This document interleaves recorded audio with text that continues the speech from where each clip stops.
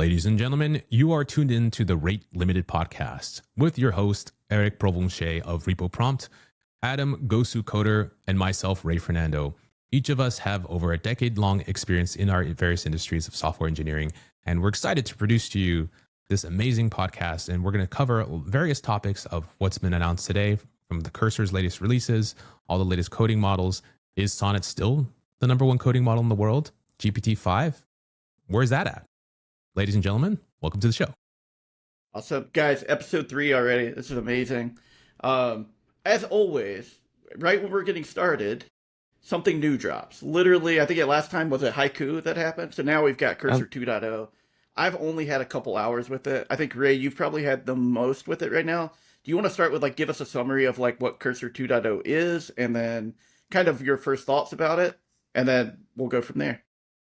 Yeah, Cursor 2.0 just dropped. I've actually had early access to it, which has been really nice, and they've evolved this over time. But the first biggest thing is the agent workflow. So this is a new window, which is different from the editor, and the main focus is just the prompting. And so from there, you can actually start prompting the agents to do the types of things. Similar to, I think, Warp Code, where once a review happens, you can actually select the files on the side and review them. And the focus there and the philosophy is that you can actually be more hands-on with, when you prompt, looking at the code, actually trying to fix it instead of just really vibing and just saying YOLO, which I really do like as an engineering practice. And that's kind of the first thinking there. They also have this thing called the sandbox mode in the CLI. So now you can actually have commands that aren't just going to RM, RF all your entire directories and stuff like that, which is actually super important.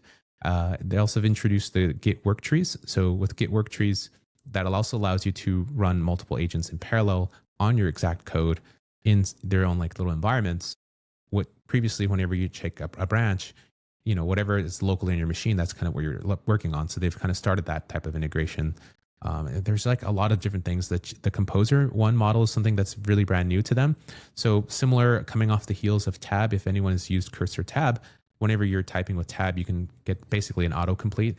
And that's really kind of what took them off, and why they've kind of beat Microsoft in a lot of ways at their own game when they first started the coding agents, but it's kind of just gone super cracked.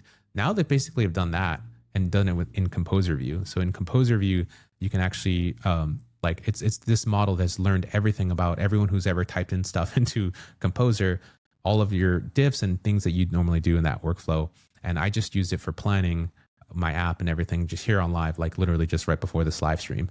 And that is an interesting and very promising. I think the other part of it is it's really extremely fast from a token usage perspective. So you can get hundreds of tokens per second, compared to other models. And as far as intelligence, it sits in the middle. So it's above a haiku model. It's above an actual Gemini 2.5 flashed.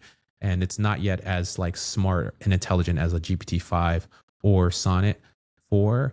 And it's, I think, above the GLM 4.6 model in terms of output. And that was done in July of their benchmarking.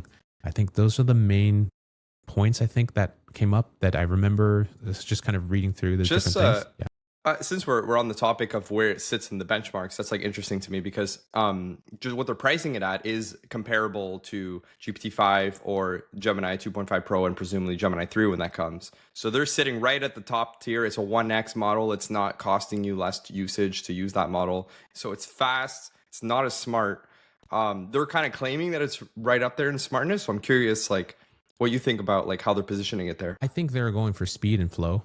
And I think they're also going for the ability to just grab files and act on your code base. I think for me, the biggest reason why I stopped using GPT-5, and maybe we'll kind of get into that as a bigger topic, but is speed. I love GPT-5 a lot. And if I do need a task that will take forever, I'll hand that off.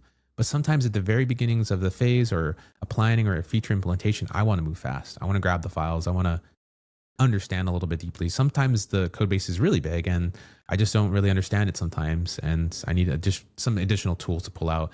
It may not be the everyday tool model, but I feel like the tool that I'm going to pull out is going to be this guy. It's it's almost like, you're going to pull out the sprinter to go sprint.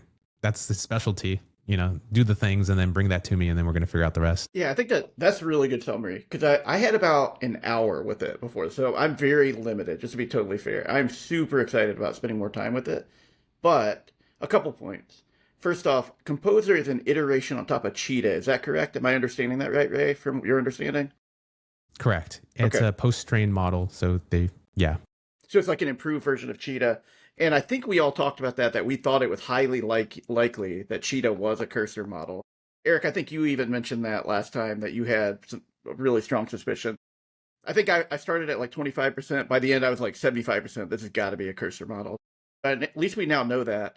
It does really, like, if you think about it from a business perspective, it changes the dynamic a lot when a company like Cursor, I mean, they're just getting started, but if they get to a point where they really don't need other models to actually operate, so I'm very interested in that evolution. I wonder if you guys have thoughts on that, because like historically, you look at like any of the other big coding agents, Droid, Augment Code, so on, they all rely on other people's models. Like this is Yeah. kind of a paradigm shift in my mind. Yeah, so I think that it really depends on where you think coding agents are going. I think like for me, the main thing is that I see kind of two camps. So if one is like you're a senior engineer and you want a model that just understands what you want to get done and can kind of navigate and help assist you in getting that done, I think that's fantastic. And it sounds like that's what Composer is. Whereas you have another model that you want to just hand off complete tasks to, and you want to trust it to get there. I don't think any model is really great at that right now. Even the slowest models, even GPT-5 Pro, you really need to have a good idea of what you need. Though, these models can maybe be better at writing complicated solutions. But to your point on the how it changes the game, I think like the biggest competition it is in right now, it seems to be like it's with Claude Sonnet. And Sonnet is, their biggest customer, Anthropic's biggest customer is Cursor. So I do wonder, and I know in the past, they had cut off, Windsurf Codium from being able to access, Anthropic models when they were joining up with OpenAI. I'm curious if some similar dynamic plays out now that, they're competing directly with that API usage from a first-party model. Like they're basically a lab now. It remains to be seen how far that lead gets, or if they can stay ahead, or if they can stay competitive with these other models. But it's very interesting to see that dynamic play. I am super fascinated in it, and I think Windsurf did some stuff with the SWE models back in the day. So that's something I think to touch on. So it's not like Cursor's the first, but I will say when I was using Cheetah's by far like one of the strongest non like major like labs. Like it was a really good model, incredibly fast. I really would love to know the magic of how they're getting the inference speeds that they are at the price that they're able to get. So I'm to your point, I'm just very interested to see where Cursor goes from here. Are they going to try to compete with Sonnet 4 or Sonnet in general, Sonnet models, GPT models, and then have it to where one day, like if they were to get cut off, they're not dependent on any of those models or those providers in the future. Ray, I don't know if you have any closing thoughts on Cheetah before maybe we move on to the next topic. I think Cheetah's a good step in this direction. Also, Windsurf is coming at the heels of them with the Devon team. I feel like SWE was the first model from Windsurf where I felt like, wow, this is actually heading into a step of planning of things that I was already doing that I was relying on models to do. And I was building my own prompts and scaffolding for that. And that was the first time I realized that maybe I'm spending too much energy trying to craft things for a specific model because I know the intelligence will get smarter. And that was like the first breakthrough. And I think this is kind of like the second iterations. I know they recently released a model with Devon as well. And I'm kind of curious to see how that's going to turn out. And I feel like this is a good step. And this, like you said, from a business perspective, this latest version, apparently they say it's going to keep getting better over time. So, I'm curious to hear what people's thoughts are as well. Once you start using it, I do like it for planning. Actually, it's been phenomenal for planning, and it's low-key already started to replace my Sonnet for planning because I feel it's just as awesome. Inside of Cursor, it's just as efficient. And you can only use it inside of Cursor. You can't use it as an API right now. Yeah, which makes sense. The one other thing maybe to touch on is I used it a little bit, but I really do love their work tree setup. The ability to actually have like 3 different models do the same task and then be able to compare the results on it. So I haven't used it enough to say if it's good or not, but that workflow is really exciting for me. And I can't think it's of a little expensive though. Very expensive. I do worry. It's very expensive. That's a good point. But they're kind of like the first company to do this, right? Like I'm trying to think of all the other Codex. Well, they didn't use different models to do it, but they had the 4x runs to get 4 parallel runs. Because even the same model with the same exact setup, same prompt can produce very different outputs when you have enough tool calls in the middle there. So it's a thing to consider. That's fair. I think that's a good like this is like an evolution of that. So now you can just pick like Sonnet 4. Anyway, you bring up Codex and GPT-5. Yeah. Eric, you and I came to a similar conclusion. I didn't even see your post. I posted on X this morning. I was like, I'm really not even using Codex anymore. Like I've kind of shifted to Claude Code, and it honestly started late last week. So late last week, I just started getting frustrated with Ray. You mentioned earlier how slow, GPT-5 is, but like it's even more than that. It's slow, and then it felt like it was gathering less context. It wasn't doing like what it. Again, it's so hard to measure these things. But anyway, I had this sense where I just started going to Claude, Claude Code in particular, and using plan mode, and I just felt like I was getting faster, very good quality output from it compared to what I was starting to get with Codex. So Eric, I'm gonna hand it to you because you made the post before I did actually, and yours blew up a bit on X, and then I made the post and then saw yours after the fact. So we kind of came to a similar conclusion, Yeah. like on Yeah. the same day.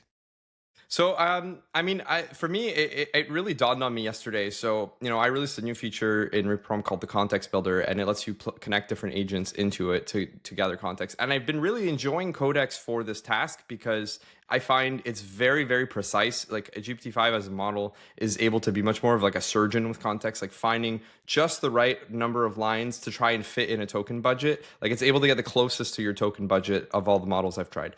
But yesterday I was writing it and I noticed that for one, like I had a very clear task and it just ignored the task. It found random things unrelated to it. And I was using Codex Medium for that. And what it made me what it reminded me of was some issues a few months ago with GPT-5 Pro, where you would paste in a big prompt in ChatGPT and it would kind of ignore what your task was and see only parts of your prompt and kind of try and repair things in the middle based on cut off content.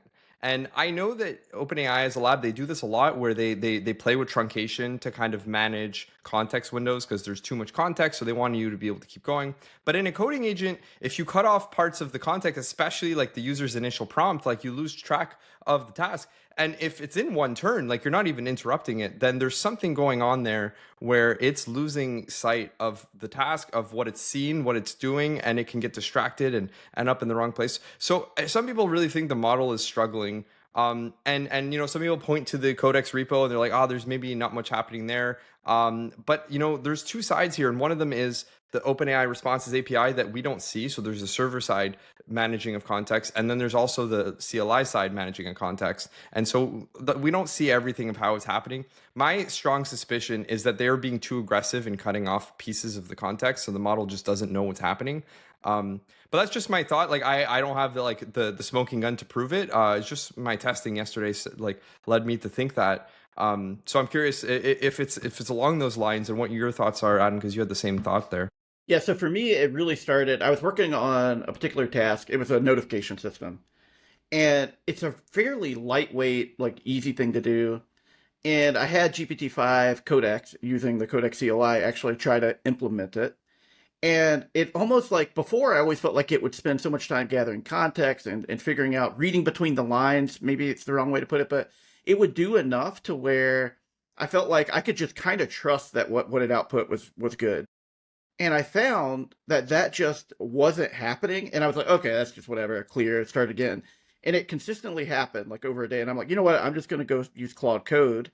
And I did the same exact prompt with Claude Code plan. They built a great plan, executed, and it was like flawless. Now, this is a one-time thing in that particular situation, but that went on for a few days.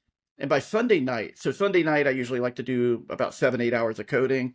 And I started with GPT-5. I was working on some stuff. And I got to a point where I'm like, this is just painful. Like, I don't feel like the quality I'm getting is worth the time it's taking. So again, I ended up just going to Claude Code, and literally all this week, I've really just been anchored to Claude Code. But when I run evals on it, this is the tricky thing about it.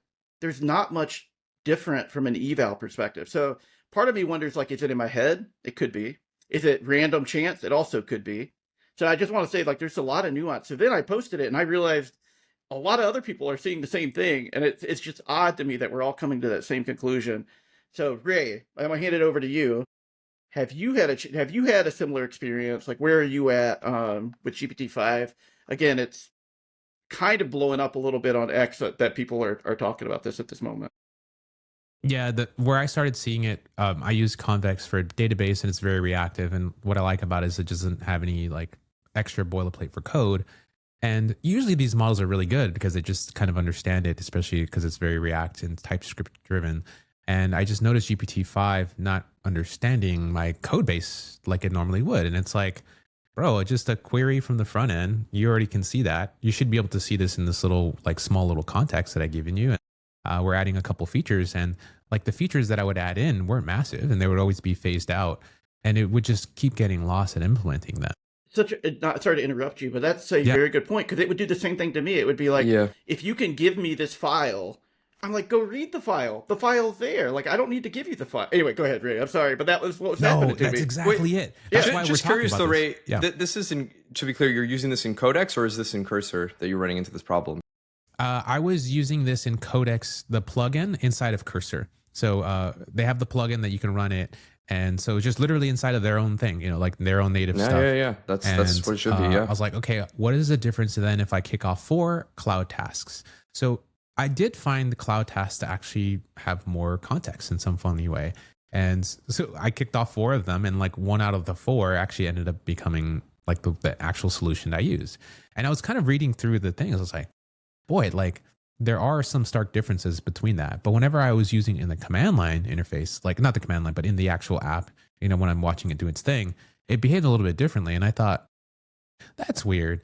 But the time it took, took a lot longer too. And I would do all my planning and everything inside that. I would be like GPT-5, hi, let's select the plan, write it on my files. And then what I do is then start a new chat, GPT-5 Codex, just the medium one, because it could figure it out, start on phase 1, go.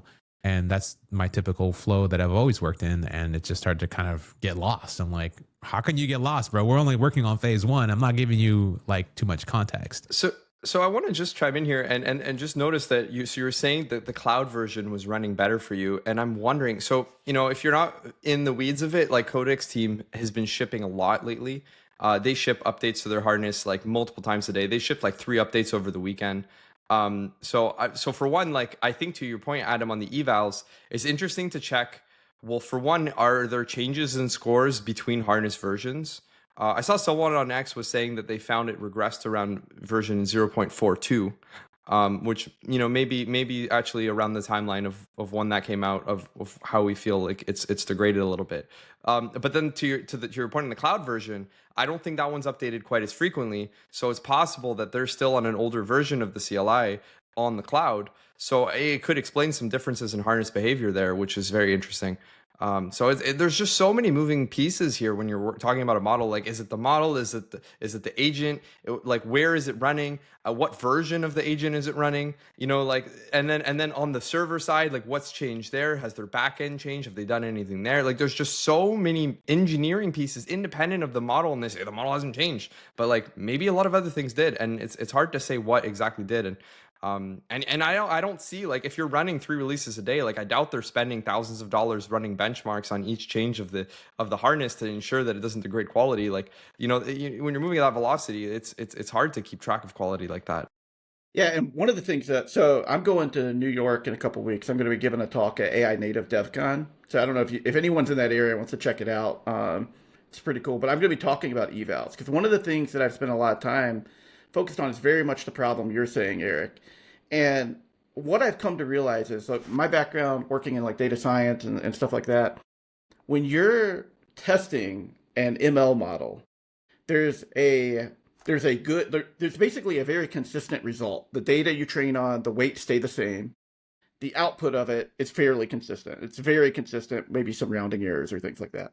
But regardless of that, what ends up happening with these LLMs, it's just such a different beast, because there's all of these moving things that are like levers and knobs that actually affect it, from as simple as like what you write to it and how it interprets your language as a human being, all the way to the hardware that it's running on. And then you brought up an excellent point in our last episode, Eric, where you were like, you run 10, one of those is probably going to be better than the other 10. So then now you also have that level of variance. There's like different degrees in it. It is just such a fascinating space to try to figure it out. So to kind of build on what you're saying with OpenAI, I think even if they were running tons of evals on it. It's probably incredibly hard. I was just trying to put myself in their shoes. Like, would I be able to actually judge that something changed with what my evals now? I don't think I can, because what I'm testing is instruction following, and this seems to be something beyond that, which is, it's just such a tough thing to kind of pin down what you would need to measure to capture kind of the thing that we're talking about here from an eval perspective. I don't know if you guys have thought about it from that perspective, but it's just, and you've been doing a lot of work with evals, Eric. Like, it is so tough. It is incredibly tough. Yeah, the run variance is really incredibly insane to deal with. Like, across 20 runs, you'll have very spiky behavior on all models. I think for the labs, like a good thing to try and get down is how can you get reproducible outcomes on each run? Like that would go a long way to making these models more consistent. But because there's just so much going on in a coding agent around context management, and now especially as agents are doing more and more context pruning to try and get like a run go longer and trying to make things feel better. Like different harnesses too. If you're using Droid or Augment Code or whatnot, like they all do their own tricks to try and optimize like how long you can take a single session and what they can do to optimize and summarize past outcomes and things. And I was seeing someone recommend that like so Codex has a mode where it will write and remind itself what it's been doing over time in a markdown file as it works. And that keeps it on track more than the context. So if it needs to have that, then maybe there's something going wrong with how tools are being pruned and cut out, that where like things are being forgotten. So there's just so much variance in like what you're actually showing the model each turn, and like what the model can actually hold on to. And it's a fascinating space, but it's also really exhausting to kind of try and figure out. And as a user, it's frustrating because you're like, okay, well, today I did it. I worked the same way I usually do, and it didn't work. But then yesterday it did. So we have to try and get to the bottom of that. Yeah, I mean, I have an idea, Adam, because you're like data scientist. So I was actually talking about this problem to the founder, one of the co-founders of Graphite, Tomas, and he says, if there's a way to capture all of the chats like that you have that goes into the Git as well. So the model version you use, what prompt you use, the output and so forth, and like what actually got checked in, that, statistically you can actually trace through and kind of get larger pieces of data for your organization of like, okay, these are the types of languages that we use and types of things that we use. This is what we checked in. This is what got in. These are causing more regressions, and you can actually track like some type of model tag of some sort, like this version of this day. And like we can start seeing over a certain period of days that the model regressed, and you can kind of start seeing, okay, people are rejecting these chats, and, like somehow keeping all of the data from the organization in a way where you can actually start almost like charting it out. Who's doing that right now is Cursor. Mm-hmm. Like they will upload your whole code base. They understand the version history. That what these parallel runs, like they're sharding your code base. They're doing this stuff. They have like org based, like they will have a single snapshot of your code base that is shared between different members of your org, so they can manage this in large deployments. So I mean, if that's what's required to get models to be good, then we just said that like Cursor is best positioned. Bro, how can I invest? Yep, exactly. So it's funny because man, I don't want to go off topic too much, and then I'll bring us back in. But you mentioned Cursor doing that, because I've read things that Cursor doesn't actually store your code on in their infrastructure, which might be true. That doesn't mean they're not using parts of it. Because if you watch your network usage of just sitting there with Cursor, a lot of times you'll see things like uploading to Cursor, but you don't know what it is exactly. So you're right. They are definitely capturing something. I wish I knew what they were capturing and what they were storing, but they are very well positioned to capture like you reverting stuff, like what the good output is. Like, and it honestly, to your point you made earlier, would be scary to me if I'm the CEO or CTO of like Anthropic and they're using my model and capturing data based on some of the stuff that our model's doing. I don't know if they are, but I'm just saying, like, I would be very nervous about that. Well, on that note, what I notice is so in I think it was in September, the Anthropic updated their terms on data retention with Claude Code. And now they have a pop-up in Claude Code that says, hey, are you okay with us sharing your data with us? And I've said no in the past. And what happened, I noticed recently, is it asked me again, do I want to share the data? And I'm wondering how often they're going to keep asking me until I accidentally hit yes, and then they've got my data. All these labs really want your data. They want to know how their model is being used exactly with their agent, so they can really get that kind of telemetry. Because once you say yes, it's not just the model uses, it's the chat log, the files, the history of all of it. Have you touched it? They could create repros of like what the patch was, how did you accept it, and then they're always asking you how do you feel about Claude. And I never put a 5. I always put like a 2 or a 3, just because I'm never like blown away. But like I'm always like, this is pretty good, but like whatever.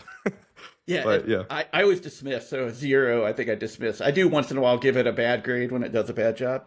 But on your point, I've actually had to decline it like 2 or 3 times now for that data sharing. So it does keep asking you. I don't know what cadence it's going to do that, but it is asking me more than once at least. Yeah. Very interesting. All right. So another big update, speaking of Claude, was their new skill system that they put out. And this is one that I've had a chance to play around with some, and I would say it's an interesting packaging for how that you can actually like control like I don't want to say your own agent, but that's kind of what it is. You're kind of like building your own little mini agent that follows some rules around it. So Eric, I know you've only had a brief chance to look at it. Any general thoughts on that? And then Ray, we'll pass it over to you in a second. Yeah, I mean, I think the idea is in the right direction, because I think for one, you want to expose an agent workflow as a kind of minimal tool, or just like a minimal thing that doesn't require too much explaining for the parent model to invoke, but that has a lot under the hood in terms of guidance on how the model should behave. So, I've been working on a kind of different version of this with, the context builder in repo prompt, where it's like a prompt that comes with the agent, and I have to tune it for each harness because it behaves quite differently in each. And it's like a workflow, and I don't want to interrupt it. It's not like a interactive thing where the user is going to go ahead and follow up or stop it or continue. It's like it runs, it completes, and then we have an outcome. And I think if you're thinking in terms of like this kind of running and having an outcome, you need to really spend time refining what that flow should be and what the outcome should look like. And I think packaging that in terms of what like a skill looks like, which can include scripts too, which is interesting. And special MCP configs.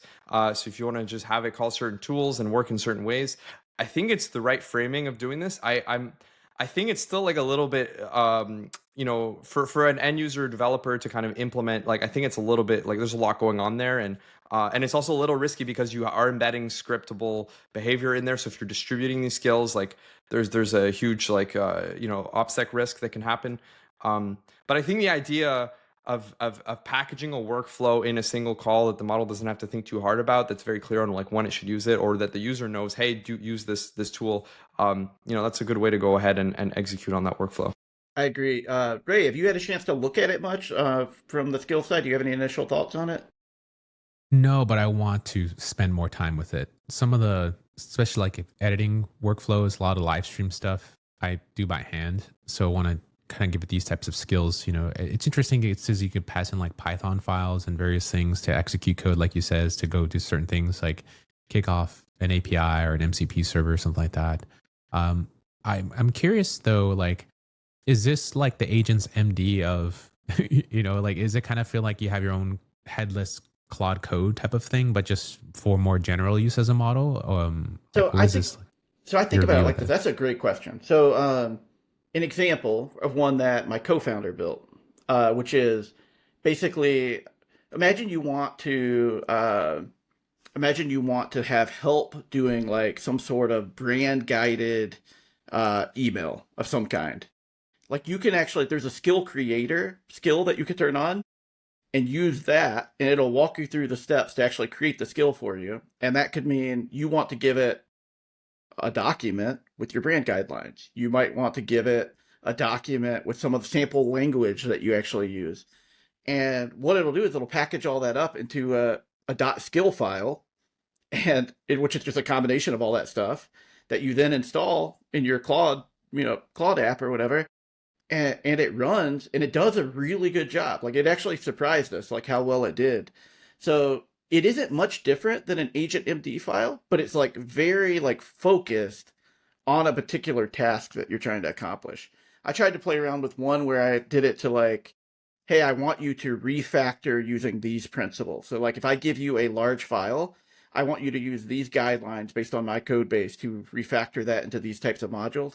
And that also worked kind of cool. So it's interesting. What I'm very curious about is, will this be like an entryway for non-technical people to be able to build like very like niche workflows for things that you were saying, like editing. I don't know, like Can you run this like in a virtual machine? it runs in the cloud, so you can do it on like Claude.ai. So I don't know if you can run it in a virtual machine or not, but I know like I can run it in my Claude app on my desktop, and I can run it in Claude.ai, like the web Because area. like I think about law firms, right? They have these like NDAs for review or like Exactly. different fields and things that they can just start defining for what they have like an intern do, right? Extract certain data. And then because maybe it's a skills file, you don't have to worry about context. And if you have like in a virtual machine, you can just say, write this script, or here's a script I always use, just give it the output here. And then you can have them review, and then you just almost treat it like a Devon in some ways, right? Or not Devon. Is it the what's the one? Manus. Manus, writes stuff out into different files, like Yep. whenever you give it a task. So it's like we have our own composability now. And can I, it sounds like you can kind of create these on the fly too, or something like that too, which is really interesting. Huh. Yeah, and you could share them with people. So I could give you the one I made, and you guys could install it. So it is something to watch because I don't see it impacting coding immediately, but it is interesting. And I do think it's going to impact some of the workflows that we as engineers are building for businesses, because I could see us competing. Like if we're building my company, for example, where we're doing like email marketing, I could see people start launching skills that are very focused on email marketing, and it becoming it could become a competitor for what we're doing. And then people are just paying for a Claude subscription to do Can we that. So, walk through a quick scenario? Because I've been working a lot with voice agents here in Hawaii, and I've been trying to talk to these businesses like restaurants or people who own like tattoo shops and stuff. And so they get a lot of clients that come in, either tourists or whatever, who want to do these things. And like either they leave reviews, they don't. There's like a lot of different tasks that need to happen. But the first one is just literally getting people to get booked because they just miss money on that. Today's like voice agents are really, really good at that. Sometimes it's literally just scraping information from their website or dealing with certain things. So I can make a skill then to go through maybe looking customer records or something like that if they have a CRM, which most don't here, but like, but maybe you can start kind of creating stuff like that. Is that kind of what I can think yeah. about, or different business logic? How are you kind of thinking about structuring something like this? So the way I would imagine that is you probably have some sort of connector or connection to the CRM. And when you create your skill, you would have a workflow that it's going through that says, hey, first you need to go connect to this particular thing, gather information about that user. Then I want you to use this information. This is the business you're talking about. This is like build all the brand context around it. Then I want you to go call this particular thing to go do that. And then the final output of this is some XYZ thing. So it becomes like it's like a definitive workflow that you can define. You know, I'm sure it can't be super complex, but the scenario you talked about, I could totally see working in the confines of a skill. Whoa. Whoa. Yeah, Yeah. that sounds exciting. Yeah, I do think it's a big deal. I am curious if stuff like this is going to fire off in how it's going to impact coding, but I think it's going to impact us more as like marketplaces come up to share skills and things like that. That things that we are building as businesses we may start competing with people that are just launching skills that you run in like Claude or whatever OpenAI is doing with their apps. It's really scary at times, like to think about it. It's a good thing. Like I want that kind of pressure, but it is scary to think about that from a Yeah, competitive you always side. got to reinvent your business, with the Always. new tools as they come. Like you can't sit on your hands and just, trust what your workflow is good. The, Exactly. the thing that this kind of reminds me of though is it's the GPTs, the custom GPTs, where because at the end of the day, what this is like it's a prompt with a chatbot, but I guess the dynamic changes a lot when there's connectors and different tools kind of thrown in the mix. GPTs did have ways to connect data stores, but it was complicated, and now that's getting easier. So I think the friction of setting up the connectors is probably the biggest lift here. That's kind of moved away. That now they can just kind of find this way to roll and install these prompts that manage them. But there is a scripting side of it, and the scripting side of it does make me a little nervous in a marketplace scenario. But like I think the idea is there, and it's quite powerful. We'll just have to see how it kind of gets rolled out in these different industries, which are kind of lagging behind the coding space to kind of adopt these automated workflows. Yep. I think this is a good segue over to something that's been on my mind a lot, which is and Ray, I'm going to start you off with this one, not to put you on the spot here, but you spent a lot of time a fruit company in California. I think that's how you like to put it. But anyway, there is a big announcement recently of a massive layoff at AWS of, about 30,000 people. I think 14,000 of them were corporate jobs. There's a lot of sentiment around AI is a big driving factor for a lot of these layoffs. And I have mixed opinions on that, but I want to hand it over to you because you spent time, you and Eric both spent time at pretty large companies and probably have a pretty good insight on the internal workings of those companies and how this may or may not be the truth. Is AI actually the reason behind these jobs getting cut, in your opinion? Yeah, I'll just speak from personal opinion. I no longer work at those companies, and whatever I talk about is just literally just me kind of, for the people who are kind of wondering, it's just like for entertainment and educational purposes. So we're going to entertain this idea and kind of look at it from I guess, various different optics. I wouldn't say like I'm like a CEO or business person because I'm like very far from that. I'm more like an everyday engineer. So I would probably be the one that would be on the chopping block or something, if for these types of cuts. And as an engineer, maybe looking at this and be like, well, AI is not good enough to cut my job. Like we can see it making mistakes and hallucinating and so forth, but then you're still fired and you're like, now what? Yeah. And when I look at this, sometimes I just think of them as it just optics for the market because, stocks are continuing to climb at all-time highs. I just saw Snowflake, just based off of just the term AI being inserted, all of a sudden they're like 20% higher, right? It's like, all these companies who were just kind of sitting flatline, AI, like it's still happening right now. It's like, that's interesting.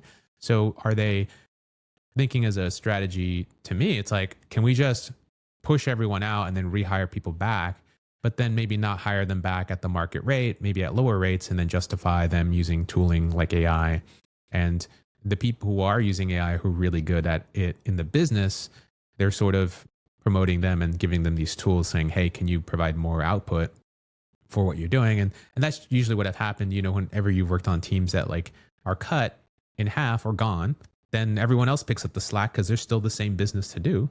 Right. And so all of a sudden now I'm wearing different hats. I work longer hours now. I'm having to spend, less time with my family and doing more tasks and trying to figure out how to implement this AI thing. So I mean, from an engineer's perspective, it just seems like a little short-sighted.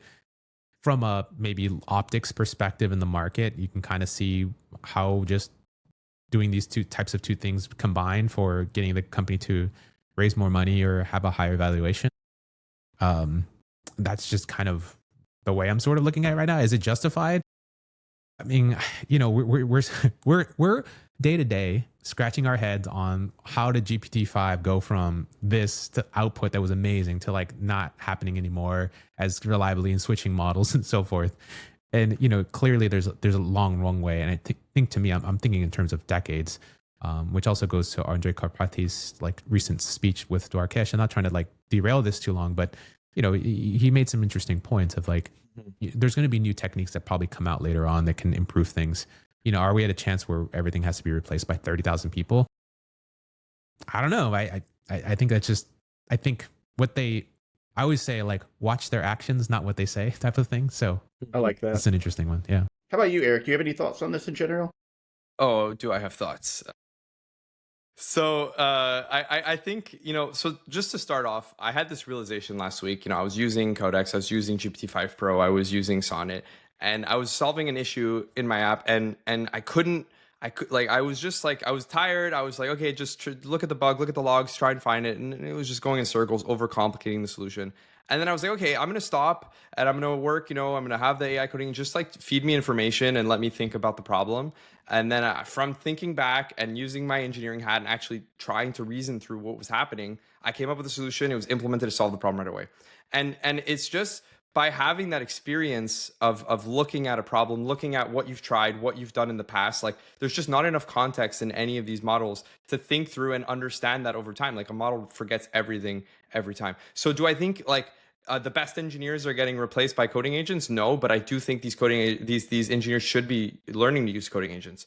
Now, in terms of the layoffs, I've been through many layoffs. I was at Unity. I survived all of them, but like there was a lot of them. And what I see a lot is not so much that like they're trying to automate work or the job of these jobs. It's that they're trying to look at, okay, well, what are all the things that our company is doing? What are we focusing on? What are the different areas that in the product areas that we're focusing on? And which one of these makes sense right now and in 5 years? And if you have like a lot of people that are working on something that you don't believe in long term, then that's when the cuts happen. That's when you remove the people, you remove the team because you remove the product. And sometimes these cuts are way too deep. Sometimes they cut, very poorly. Like often these things come from very high up. They go through layers of management. And then there's all this game of telephone that happens. The managers don't have the full picture and they cut people they shouldn't cut. And that's what happened at Amazon as well. So I don't know exactly, where it is on like, are we trying to automate these jobs? Like, I don't think that's the case. Like, I don't think the jobs can necessarily be automated, but maybe with automation, you don't need some of these product areas. And by having these product areas, just overly manually done, like you can kind of remove them and replace them with something else, but you still need people building those products. So I think that's kind of where we're at right now in the cycle where, we're figuring out what products need to be built and orgs are moving staff around. And I do think that like, efficiency is gaining with the use of these tools, and maybe hiring can slow down as well. I don't think it necessarily means you're replacing people, but it means maybe you don't need a team of 10 to do something a team of 3 could do. And personally, working with AI agents, I noticed myself that like, I don't see how I could work on a team of 50 people and get a lot done, because if we're all working in the same velocity that I am, then I don't see how we can merge all of our stuff together and ship things that are coherent. I feel like we just constantly be stepping on each other's toes and breaking things. So like, I think there's a lot to figure out in terms of how people work with each other in this new world. And I think there's a lot of opportunity to figure out things that work well. But it's in this uncertainty period where we just don't know what works, what doesn't, and where we're going. But it is definitely too early to say that AI is just here and replacing everything. Like that's just not where we're at, I don't think. Yeah, I tend to agree with you, both of you. If you look at the actual layoffs and the ones that are impacted, the one that kind of stands out to me, and you bring up like a perfect point, the company only has so much money, and everything they invest into has to return. Otherwise, it ends up, they have to cut it. And Google's a great example of this. They constantly will invest in something and then cut it. Amazon gutted a lot of their gaming sector as part of these layoffs. So there's a game, New World, the entire studio that was a part of that. I think it was Irvine. It's kind of gone as part of it. That's clearly not an AI replacement play. That's clearly this game is not performing well. We can't keep investing money, good money after bad here. And it's unfortunate, that people are impacted by that. So some of it I think is like a post-COVID big investment. We're kind of winding down some of that. Now, do I think all of it's that? Probably not. There probably is some reality in the fact that people are able to do more with AI, and there's some automation that's playing into that. So I think there is probably a small portion of that maybe could be chalked up to AI. I do not see it that much on the engineering side, except for one thing that you mentioned, Eric, that I think is really key to call out is the entry-level jobs. The entry-level job market is atrocious right now for engineers. It is atrocious. And as someone that does teach part-time and trying to give like support to students that are getting into the industry, it's probably the worst that I've seen in my entire 20-year career as far as like entry-level jobs. If you're a senior and you know what you're doing and you can utilize AI, I feel like the market's pretty good for you right now. Other people might say they might disagree with me on that, but I feel like it's pretty good because these companies want builders, like people that can come in and actually do stuff. So yeah, I'm very sad anytime I see these big layoffs, but I think it's a combination of macroeconomics, like literally company prioritizations and needing to make money, paired with maybe some slight AI automation that's happening that allows them to reduce their OpEx. But yeah, that's my take on it. Maybe this is a good segue over to Neo. I just wanted to touch on this real quick. Have you guys had a chance to see Neo, the No. robot? Did you see this? Oh yes, the 1X, teleoperated the 1X demo? robot. The 1X yes, robot. yes. Yeah. Because I know Yes. we're running out of time, but I did want to Yes. get your opinions on this. Because when I first saw it, I was like, this is freaking awesome. And I would totally buy this. But it turns out everything that we kind of saw, at least from what I've seen reported, this is all alleged. I do not know if this is true or not. Is all of it was demoed with telecontrol. So basically people were Yeah. controlling it behind the scenes. So with VR headsets. with VR headsets. So my excitement went from like really high to like, oh. But then I got to thinking about it. And I've kind of changed my mind a little bit. It's still kind of exciting. So Eric, what are your thoughts on it? Well, so for one, I'm curious, Adam, have you seen the Wall Street Journal reporting from Joanna Stern on it? She put out a 9-minute video. I think it's worth watching because it kind of shows like her trying to do things with it, you know, talking to them. One of the things they said is that they are right now at a stage where everything's teleoperated in the current version, but they anticipate that by the time it ships, you know, a lot of the things will be automated. They showed a little bit as well how that teleoperation will happen. And one thing you could do is there's like an app, right? And you can like schedule, say like, oh, I want to reorganize my bookshelf. Schedule someone to come and do that via the robot. So it's a little weird, you know, like you're beaming in some stranger into your home. Apparently you can set up like geofences in your home, so they're not allowed to enter your bedroom, but they can enter this room or whatever. They're not allowed to pick up, like one of the questions she asked was like, could the robot pick up like a heavy rock and drop it over my head? Like could the person do that? And then apparently there's like rules around what it can pick up and what it can't. Like could it pick up a knife, or could a rogue teleoperator pick up like a hot pan and drop it on me? Apparently there's rules. It's hard to say like what can and can't be done when you have someone coming in your home. Like, do you know who that person is? Like, how have they been vetted? Like, we don't really know. So to be honest, I think this is very early. Like, I'm very skeptical that all of this teleoperation is going away in the next year. I think we're many years out. And even with the teleoperation, you see this robot try and load a dishwasher. It takes like 5 minutes. It's barely putting in 2 cups. The cups are kind of flopping over. The door didn't close well. Like it's like clumsy. It's like you're trying to, like, if you imagine trying to like put on like oven mitts and getting stuff done in the house, and having like also like a video playback where there's like a ton of latency. So if you're like a person like trying to watch it with like maybe a second delay of what you're actually doing, like it's a very strange experience to get precision things done. So it's very limited to, in my mind, what you'll get done with this robot. But yeah, that's my thoughts for now. All right. So before we go over to Ray, are you going to buy one? Definitely not. Okay. Ray, what are your thoughts on Dio? Because I think this is fascinating. Yeah. Like the ambition. I think that's kind of what I appreciate. I'm a tech enthusiast. As much of a tech enthusiast I am, I'm also not going to get one because I think I don't really find them that useful. I always am a big fan of engineers trying to get really creative here to do these tasks. And I think about like my experience at, at this fruit company, right? Where I think it was just beyond like the biggest insight I got from the design team was more about like thinking through and having technology that doesn't have to be in your face. Like when you have a MacBook, it doesn't have to like exclaim to you that here is the on button. And I feel like that's the robot is that for AI. It's like the epitome of continually being in your face, in your actual everything when you don't really actually need it to be there. Maybe hiring someone who's like a skilled nurse, or maybe not a skilled nurse, and maybe someone who's like works at a different rate per hour that can come in, and you have other pieces of smaller technology that are completely out of the way, utilizing AI to help that person who's going to help you be more informed for certain things. Like I'm helping a friend with dementia. And so I'm actually looking at these little millimeter wave sensors that are in the bathroom that aren't going to actually record video, but they can actually tell like if you're standing up or sitting down, if you're laying flat, right? In the shower, I can tell if he's like fallen and if he stays there, and I just set some parameters, it's going to send me some text messages or activates, different types of sequences.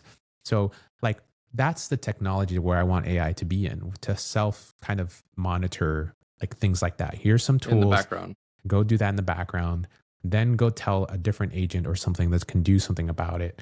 I don't necessarily need a robot that's going to be like actually watching and sitting there and looking at him being weird, because that's the epitome of just being in your face. So I don't mind this exploration, but I feel like for me, AI should be more of like this thing that's actually intelligent and honors you as a human being who's intelligent back at you, I just want to say though that like if the promise is that it will do all your cleaning, cook you food, take care of all the stuff in your house that you don't want to do, like there is a market for that, and people do hire people to do that, and at the price they're charging $20,000 one-time fee, like that's an interesting price. People can afford maybe to some extent the price of a cheap car to kind of get all this stuff done, versus hiring someone for $20,000-$40,000 a year to do that work. Like that's just a different game.